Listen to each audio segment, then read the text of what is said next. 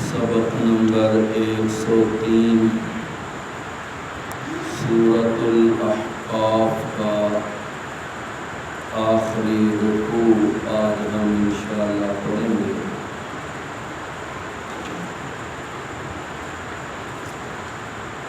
آیت نمبر 27 سے لے کر آیت نمبر 35 تک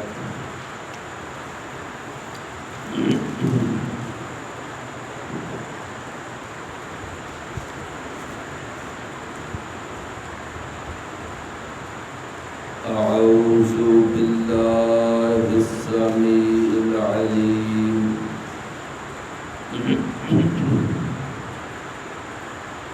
من الشیطان الرجیم من همزه ونفخه ونفثه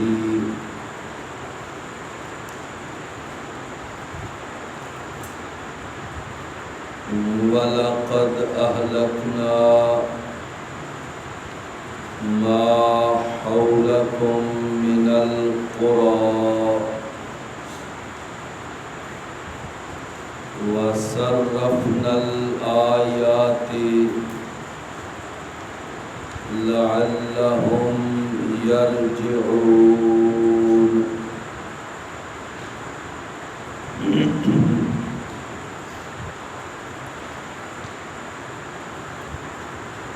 وَلَقَدْ أَهْلَكْنَا اور یقیناً تحقیق ہم نے ہلاک کر دیا ما حولکم جو تمہارے ارد گرد ہیں من القریٰ بستیوں کو وَصَرَّفْنَا الْآيَاتِ اور ہم نے پھیر پھیر کر بیان کیا آیتوں کو لَعَلَّهُمْ يَرْجِعُونَ تاکہ وہ پلٹ آئیں۔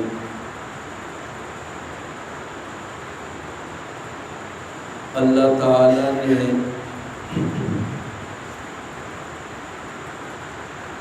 یہاں اس مقام پر خاص طور پر کفار مکہ کو یہاں مخاطب کیا ہے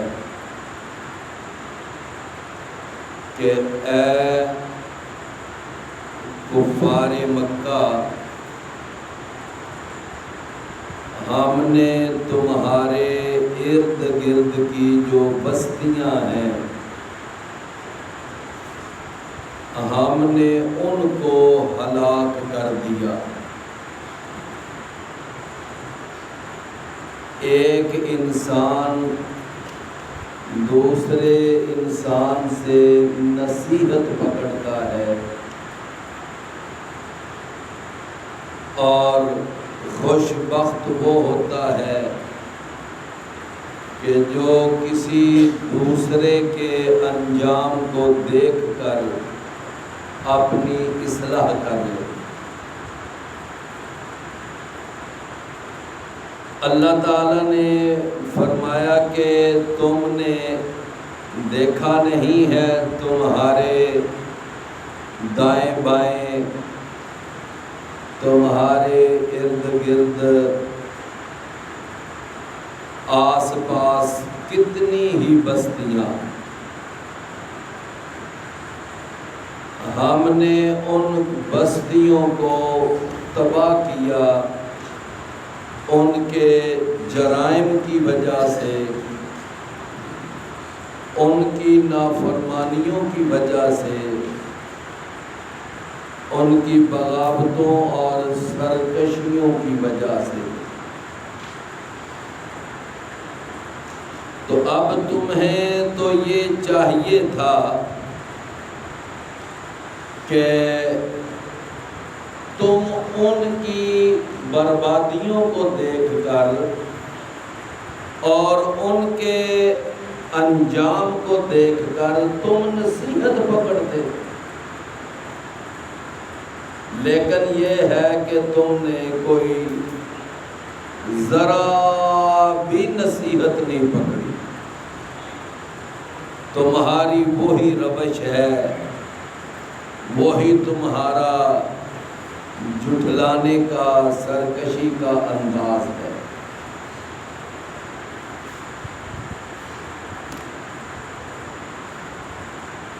آپ ذرا دیکھیں کہ کفار مکہ کے جو ارد گرد بستیاں ہیں یا علاقے ہیں، ان علاقوں میں سے ایک علاقہ مقام احقاف ہے، اور یہ مقام احقاف کہاں ہے؟ یہ مقام احقاف جو ہے یہ یمن کے بالکل ایک قریب علاقہ ہے، حضرموت۔ تو وہاں پر یہ علاقہ، یہ مقام ہے احقاف، اور یمن جو ہے یہ مکہ والوں سے کوئی زیادہ دور نہیں ہے۔ آپ میں سے کتنے بھائی ایسے ہیں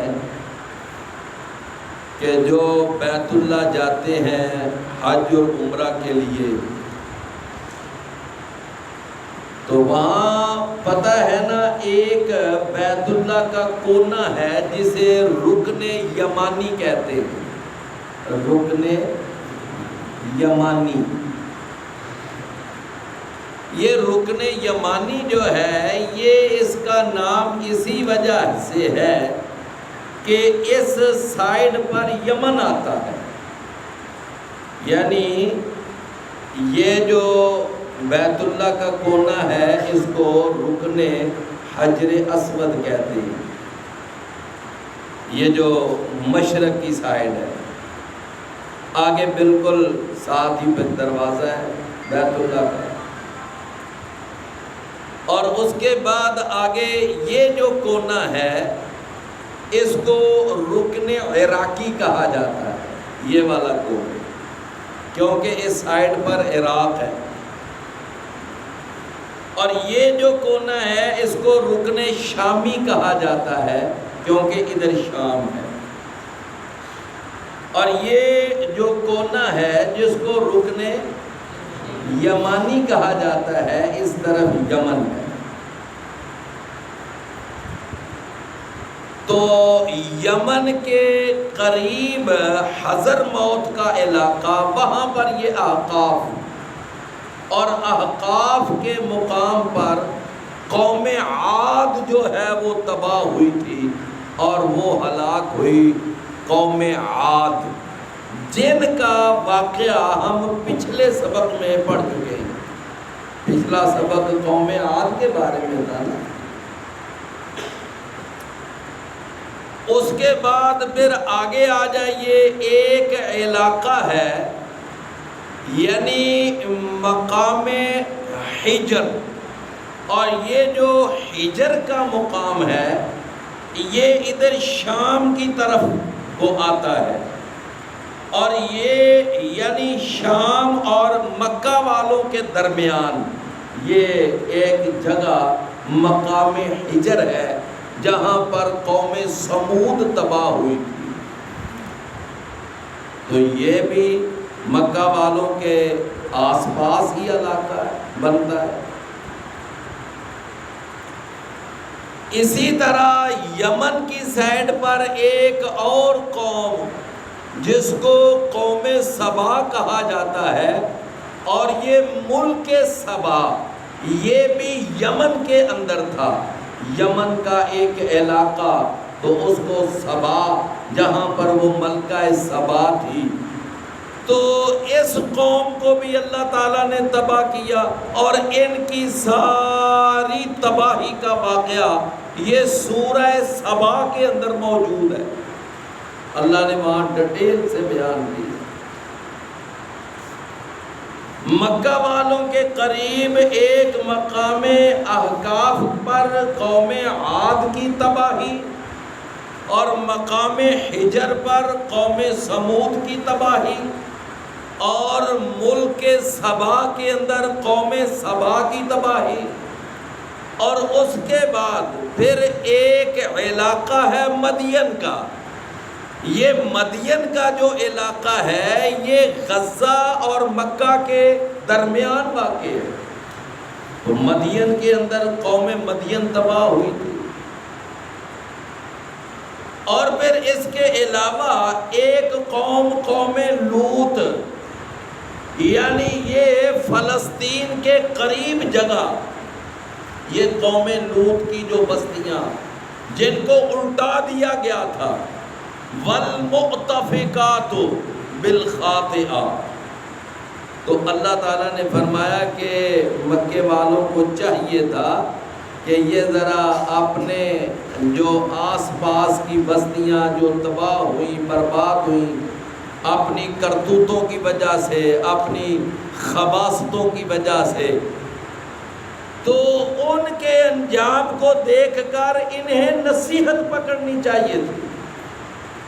میری بربادیوں کا حال سن کر تمہیں تو دامن بچانا چاہیے تھا،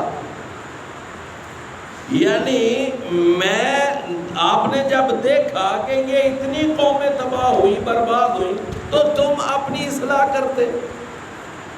وَلَقَدْ أَهْلَكْنَا مَا حَوْلَكُمْ مِنَ الْقُرَىٰ، اور یقیناً تحقیق ہم نے ہلاک کر دیا تمہارے ارد گرد، تمہارے ارد گرد، یہاں تمہارے سے کون مراد ہے؟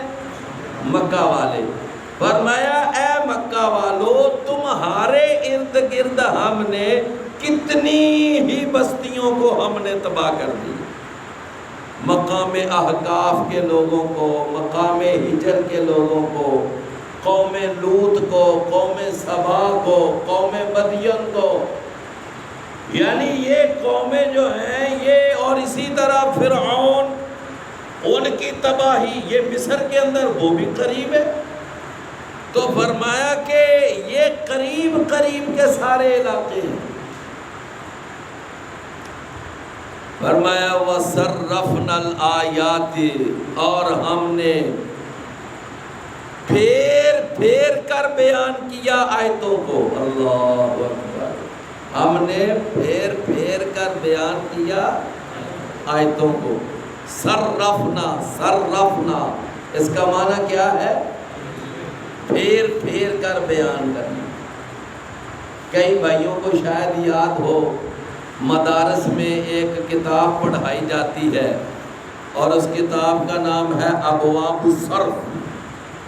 کیا نام ہے؟ ابواب الصرف، یعنی جس کے اندر گردانیں یاد کروائی جاتی ہیں۔ تو ایک ہی لفظ کو نا وہ پھیر پھیر کر، بدل بدل کر وہ یاد کروایا جاتا ہے۔ ضربا، ضربا، ضربو، ضربت، ضربتا، ضربنا، ضربتا، ضربتما، اس کو کیا کہتے ہیں؟ یعنی گردان۔ تو صرف کا معنی کیا ہوتا ہے؟ پھیرنا۔ وَصَرَّفْنَا الْآيَاتِ، اور ہم نے پھیر پھیر کر بیان کیا آیتوں کو۔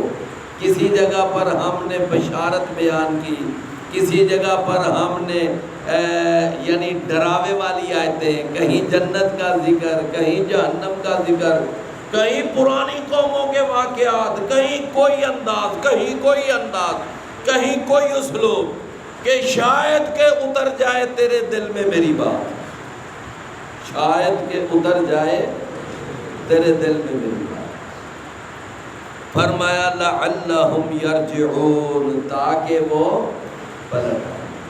ہمارا مقصد یہ تھا کہ یہ جو یعنی بگڑے ہوئے ہیں اپنی اصلاح کر لیں، صبح کا وہ کہتے ہیں نا کہ بگڑا ہوا شام کو بھی گھر لوٹ آئے تو اسے یعنی بگڑا ہوا نہیں کہتے، اگر وہ اپنی اصلاح کر لے تو ٹھیک ہے۔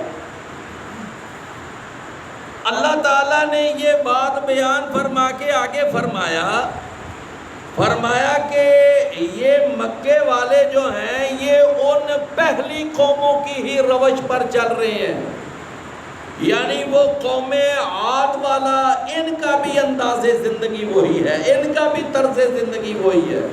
قوم سمود کی طرح جیسے وہ شرک کرتے تھے ایسے یہ شرک کر رہے ہیں۔ قوم لوط کی طرح، قوم یعنی موسیٰ کی طرح اور دیگر قوموں کی طرح، یعنی جو انداز زندگی، جو طرز زندگی ان کا تھا وہی ان کا ہے۔ میرے پیارے بھائیوں، وہ لوگ جو تھے وہ اپنے اللہ کے سوا معبود پکڑتے اور پھر ان معبودوں کو پھر وہ اپنے حاجت روا اور اپنے مشکل کشا سمجھتے، اپنے کرنی بھرنی والے سمجھتے، اور ان کے بارے میں یہ عقیدہ رکھتے تھے کہ یہ ہماری ہر مصیبت میں ہمارے کام آتے ہیں، ہمارے یہ بگڑے ہوئے کام سنوار دیتے ہیں، ہمارے اوپر کوئی مشکل بن جائے تو یہ اس مشکل کو ٹال دیتے ہیں۔ اور پھر ان کے بارے میں ایک یہ بھی عقیدہ تھا کہ یہ یعنی ہمارے جتنے بھی معاملات ہوتے ہیں اللہ تک پہنچا دیتے ہیں اور یہ درمیان میں وسیلہ بن جاتے ہیں، یہ سفارشی بن جاتے ہیں۔ تو اس طرح کے عقائد وہ پہلی قوموں کے بھی تھے اور اسی طرح کے سارے عقائد مشرکین مکہ میں بھی تھے۔ میری بات سمجھے نا، یعنی جو عقائد ان کے تھے وہی عقائد ان کے ہیں۔ فرمایا بل قالوا مثل ما قال الاولون، ان کی بھی وہی ساری باتیں ہیں، وہی عقائد ہیں، وہی نظریات ہیں جو پہلی قوموں کے تھے۔ تو اللہ تعالیٰ نے فرمایا کہ کبھی تم نے غور کیا کہ فَلَوْلَا نَصَرَهُمُ الَّذِينَ اتَّخَذُوا مِن دُونِ اللَّهِ قُرْبَانًا آلِهَةً۔ اللہ اکبر۔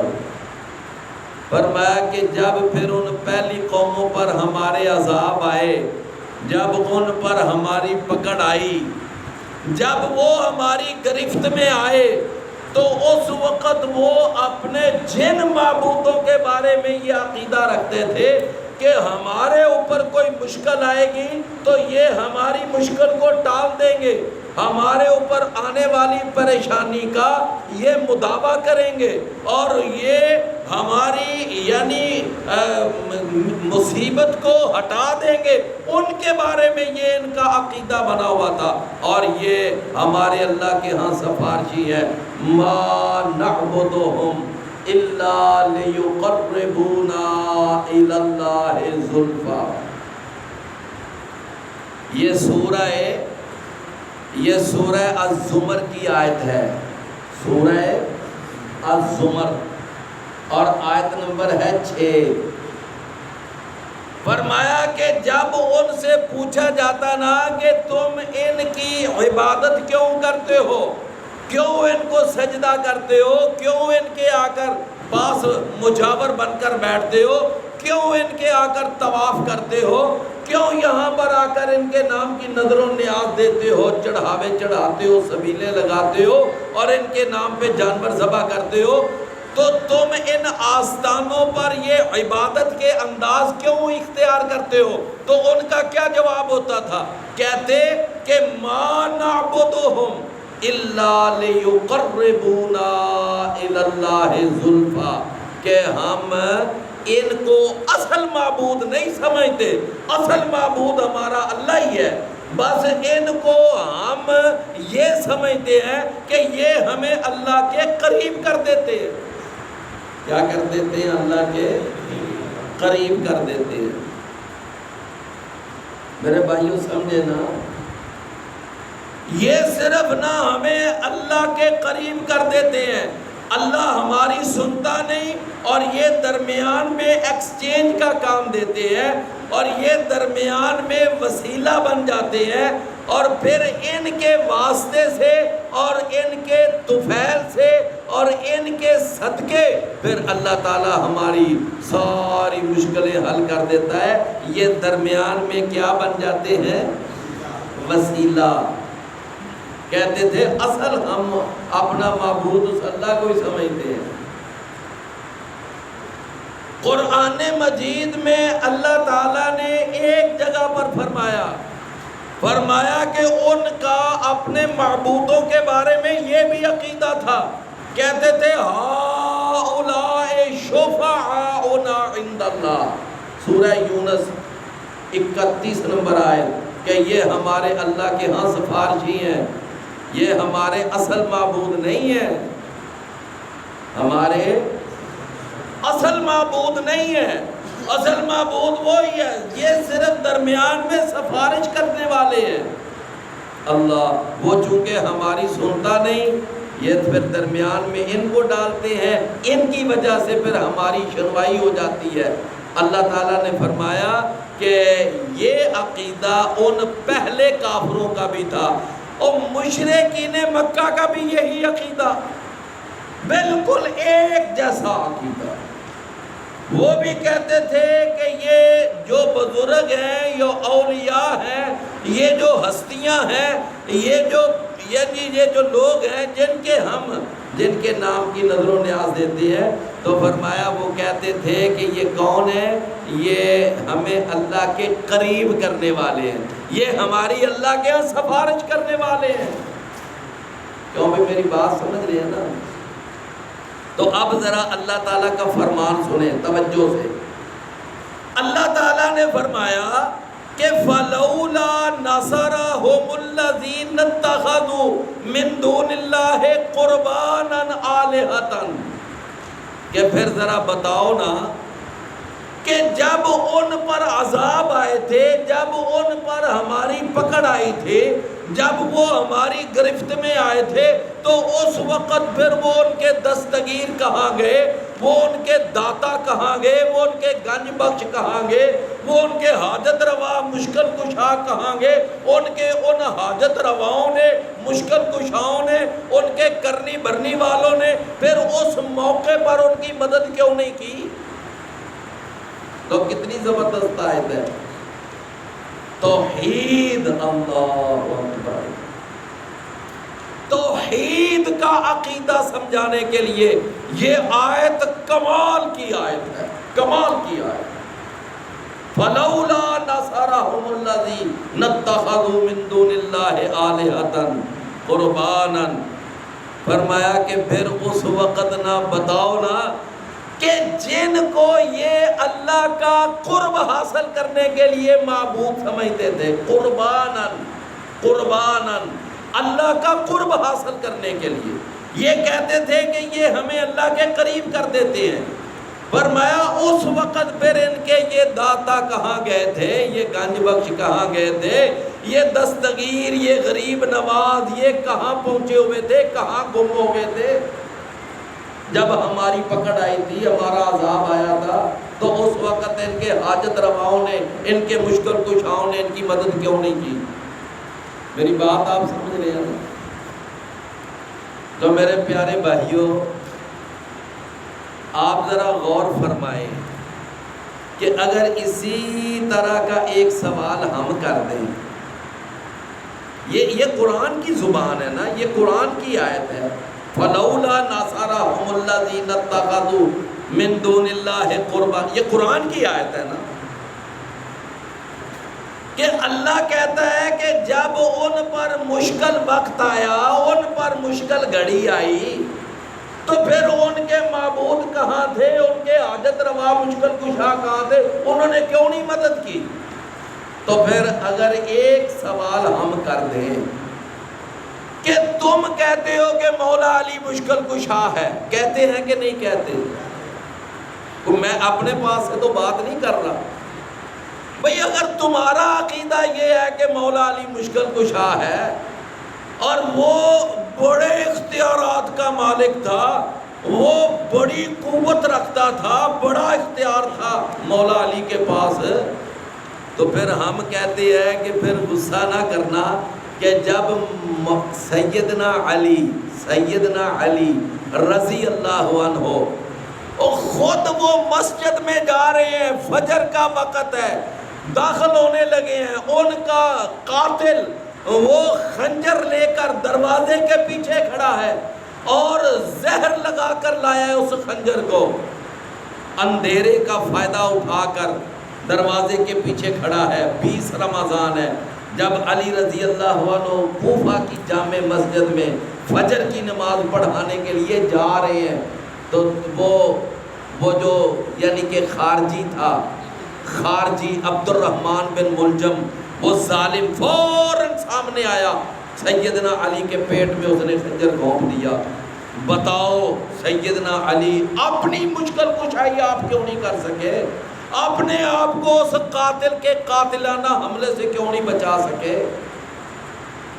تم جو شور مچاتے ہو کہ مولا علی مشکل کشا، مولا علی مشکل کشا، نعرہ حیدری یا علی، یہ جو تم نعرے لگاتے ہو، تو بتاؤ انہوں نے اپنی مشکل کشائی کیوں نہیں کی؟ اپنے آپ کو، ان کے اوپر مشکل وقت آیا، مشکل گھڑی آئی، اپنے آپ کو قاتل کے قاتلانہ حملے سے کیوں نہیں بچایا انہوں نے؟ یہ ہمارا ایک چھوٹا سا سوال ہے. چلو ایک اور چھوٹا سا سوال ہے کہ جب ان کے سارے خانوادے پھر ایک مشکل وقت آیا تھا کربلا کے میدان میں، آیا تھا نا کہ نہیں آیا تھا، جن پر سارا رافضی مذہب کھڑا ہے، پورے رافضی مذہب کی بنیاد یہ کربلا ہے. میں ایک دفعہ لاہور جا رہا تھا تو اشتہار لگے ہوئے تھے، یقین جانے میں نے اپنی آنکھوں سے وہ اشتہار پڑھا اور اس پر پتہ ہے کیا لکھا ہوا تھا؟ اوپر بہت بڑا ایک جملہ لکھا ہوا تھا کہ حسینیوں تمہیں کربلا بلا رہا ہے. کیا مطلب ہے اس کا؟ حسینیوں تمہیں کربلا بلا رہا ہے.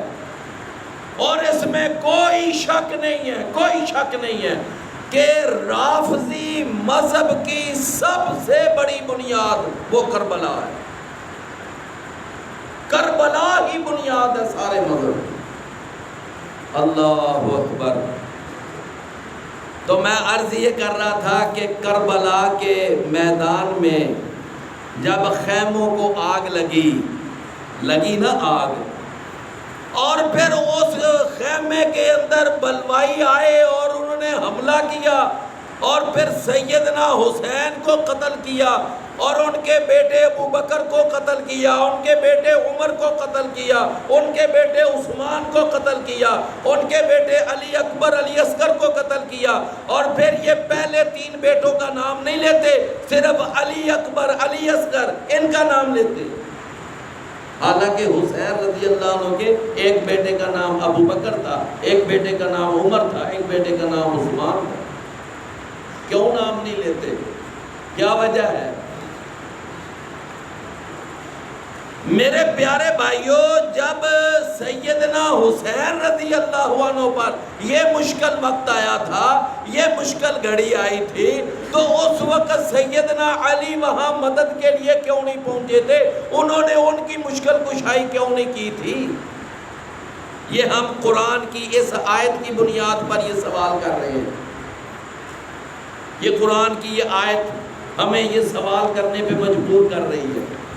قرآن کی یہ آیت کیا کہتی ہے کہ بتاؤ، جن کو تم کہتے تھے کہ یہ ہمیں اللہ کے قریب کرنے والے ہیں، تو جب تمہارے اوپر آئے تھے، مشکل وقت آئے تھے ان کے اوپر، جب ان پر مشکل گھڑیاں آئی تھیں، تو اس وقت ان کے وہ معبود کہاں گئے تھے؟ ان کے وہ حاجت روا، وہ مشکل کشا، وہ داتے، وہ گنج بخش کہاں تھے؟ کیوں نہیں انہوں نے ان کی مدد کی؟ فرمایا بل ضلوا، بلکہ وہ گم ہو گئے عنہم، ان سے. فرمایا وذالک افکہم، اور یہ اصل میں ان کا سارا جھوٹ تھا. اللہ اکبر. کیا تھا؟ سارا جھوٹ تھا. افک، فذالک افکہم، یہ ان کا کیا تھا؟ جھوٹ تھا۔ فرمایا وما کانوا یفترون، اور جو وہ جھوٹ گڑا کرتے تھے، اس کا معنی یہ ہے کہ اللہ تعالیٰ کے سوا، اللہ کے علاوہ کسی اور کی حاجت روائی کا، کسی اور کی مشکل کشائی، کسی اور کے داتا اور کسی اور کے گنج بخش ہونے کا یہ جتنا دعویٰ ہے، یہ جتنی باتیں ہیں، یہ ساری کیا ہے؟ یہ سب جھوٹ ہیں۔ یہ کیا ہے؟ سب جھوٹ ہیں۔ اللہ کے سوا کوئی حاجت روا نہیں، کوئی مشکل کشا نہیں۔ اللہ اکبر۔ اور پھر اپنے ولیوں اور اپنے بزرگوں اور اپنے ان آستانوں کی وہ ایک دھاگ بٹھانے کے لیے انہوں نے بڑے بڑے من گڑت واقعے گڑے ہوئے تھے۔ فلاں بزرگ وہ تو جناب بڑا کچھ کر دیتا ہے، فلاں بزرگ نے یہ کر دیا تھا، فلاں پیر نے یہ کر دیا۔ وہ اپنے پاس سے واقعات گڑے ہوئے ہیں۔ وہ جناب ایک وہ بڑا پیر بھی نہیں تھا، بڑا پیر نہیں تھا، بلکہ پیروں کے گھرانے کا ایک بچہ تھا۔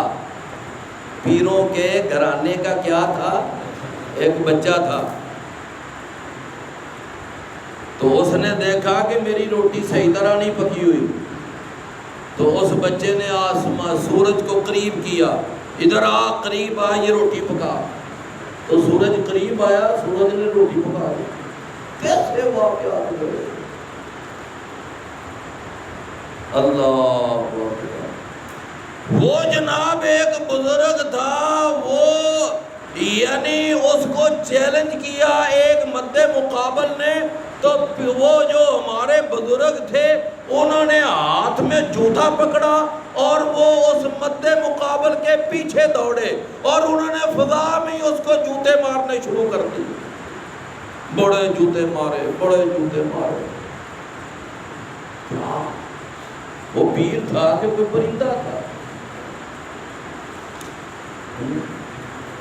میرے پیارے عزیز بھائیوں، ایسے ایسے واقعات۔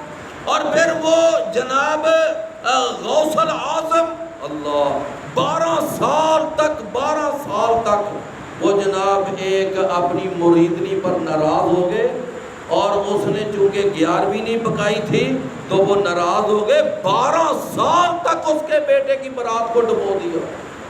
دیکھو 12 سال کے بعد پھر اس کی برات کو پھر وہ جناب پیر صاحب کچھ راضی ہوئے، کچھ ان کا موڈ ٹھیک ہوا، تو پھر 12 سال کے بعد ان کی برات باہر نکالی۔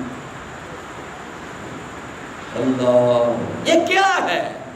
ذالک افکہم، ذالک افکہم وما کانوا یفترون۔ یہ سارا جھوٹ ہے، یہ سارا جھوٹ کا پلندہ ہے۔ من گڑت کہانیاں، من گڑت قصے۔ اللہ اکبر۔ ایک طرف کہتے ہیں کہ یہ 11ویں مستحب ہے، فرض نہیں۔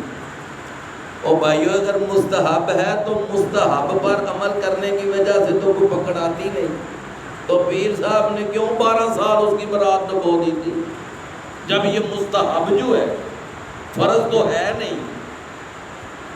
یعنی کتابوں میں لکھا ہوا ہے، کہتے ہیں 11ویں مستحب ہے، فرض نہیں۔ تو فرض پر اگر عمل نہ کرے تو پھر تو پکڑ ہوتی ہے، اگر مستحب پر عمل نہ کیا جائے تو کوئی پکڑ ہوتی ہے؟ کوئی پکڑ نہیں ہے۔ تو میرے عزیز بھائیوں، اس طرح کے بڑے بڑے من گڑت واقعات بنائے ہوئے ہیں۔ دیکھ لو قرآن کیسی کلی کھولتا ہے۔ قرآن کہتا ہے وَذَالِكَ إِفْكُهُمْ، یہ سب ان کے من گڑت جھوٹ ہیں۔ وَمَا كَانُوا يَفْتَرُونَ، اور جو وہ گھڑا کرتے تھے۔ اب ذرا قرآن کی ذرا زبان سنیں۔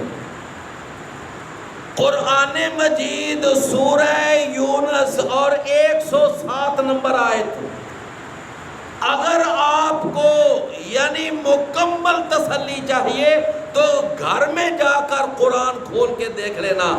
سورت کا نام یاد رکھنا، آیت کا نام یاد رکھنا، سورہ یونس آیت نمبر 107۔ اللہ نے فرمایا کہ امن یجیب المضطر، نہیں، فرمایا کہ ان یمسسک اللہ بضر فلا کاشف لہ الا هو۔ تو دیکھ لو، یہ قرآن کی آیت ہے، اور یہ ہے وہ عقیدہ جو قرآن دیتا ہے کہ اگر تمہارے اوپر کوئی مشکل آ جائے، کوئی پریشانی آ جائے، کوئی مسئلہ بن جائے، کوئی ابھی نبی ہو جائے، فرمایا فلا کاشف لہ الا ہوا، لوگوں اپنے عقیدے ٹھیک کرو، اللہ کے سوا اس مشکل کو کوئی ٹال نہیں سکتا، اس مصیبت کو کوئی دور نہیں کر سکتا، اس تمہارے مشکل وقت اللہ کے سوا کوئی کام نہیں آ سکتا۔ یہ قرآن کا عقیدہ ہے۔ سورہ النمل 64 نمبر آیت، فرمایا کہ امن یجیب المضطر اذا دعاہ، بتاؤ کہ اگر کوئی بندہ پریشان ہے، کوئی مشکل میں ہے، یعنی کسی مصیبت میں جکڑا ہوا ہے، تو وہ جو مصیبت میں جکڑا ہوا ہے، بتاؤ اس کی مصیبت کو دور کرنے والا کون ہے؟ کون ہے جو اس کی پکار سنتا ہے؟ کون ہے جو اس کی دعا سنتا ہے؟ کون ہے جو اس کا مسئلہ حل کرتا ہے؟ یہ قرآن ہے۔ امن یجیب المضطر اذا دعاہ۔ لہذا میرے پیارے بھائیوں، یہ ہم اپنے ہر درس میں یہ بات تو کہتے ہیں، اور یہ قرآن کا عقیدہ ہے کہ اللہ کے سوا کوئی حاجت روا نہیں، کوئی مشکل کشا نہیں، کوئی مختار کل نہیں، کوئی داتا نہیں، کوئی گنج بخش نہیں، کوئی غریب نواز نہیں، کوئی بندہ پرور نہیں، کوئی ڈوبے بیڑے کنارے لگانے والا نہیں، اللہ کے سوا ان اختیارات کا مالک کوئی نہیں۔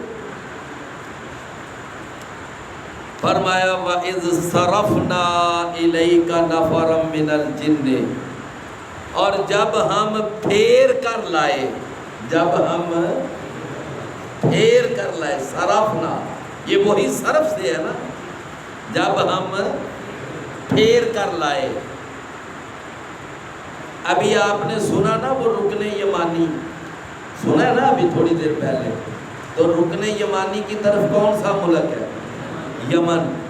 یمن کے علاقے میں ایک شہر ہے، اس شہر کا نام تھا نصیبن۔ کیا نام تھا؟ نصیبن۔ یہ ہم نے نصیب نہیں سنا اکثر، اپنا اپنا نصیب سنا ہے نا، تو اس علاقے کا نام کیا تھا؟ نصیبن۔ اور یہ نصیبن علاقے کے اندر جنات کا بہت بڑا ڈیرا تھا، بلکہ آپ یوں کہہ لیں کہ یہ علاقہ جنات کا مرکز تھا، گڑھ تھا، یہ نصیبن کا جو علاقہ ہے۔ تو انہوں نے نا ایک دفعہ اس بات پہ غور کیا کہ بھئی ہم پہلے آسمان کے قریب جاتے تھے اور ہم وہاں کچھ نہ کچھ باتیں سن کر آ جاتے تھے، لیکن اب کیا ہوا کہ اب ہم جب آسمان کے قریب جاتے ہیں تو ہمارے اوپر شعلے پڑتے ہیں، لگتا ہے کہ کوئی معاملہ نیا ہوا ہے۔ اب پتہ کرو، انہوں نے کمیٹیاں تشکیل دے دی، ٹیمیں الگ الگ تقسیم کر دیں، اچھا بھئی تم ادھر چلے جاؤ، تم ادھر چلے جاؤ، تم ادھر، ذرا پوری زمین پر پھیل جاؤ اور اس بات کا پتہ لگاؤ کہ اب کیا واقعہ ہوا ہے کہ جس کی وجہ سے اب ہمارے اوپر شعلے پڑتے ہیں اور ہمارے اوپر میزائل گرتے ہیں، ذرا اس بات کا پتہ لگاؤ۔ تو ان ٹیموں میں سے ایک ٹیم چلتی چلتی وہ کہاں آ گئی؟ مکہ۔ کہاں آ گئی؟ مکہ۔ مکہ سے جائیں نا مدینہ کی طرف تو وہاں ایک وادی آتی ہے جسے وادی نخلہ کہتے ہیں۔ کیا کہتے ہیں؟ آج کل وہاں ایک ہوٹل بھی بنا ہوا ہے اور ہوٹل کے ساتھ وہاں ایک پیٹرول پمپ بھی ہے۔ وہاں میں ایک دفعہ تو وہاں لکھا ہوا تھا وادی نخلہ۔ تو یہ جو وادی نخلا ہے نا، وہ ٹیم چلتی چلتی یہاں آ گئی.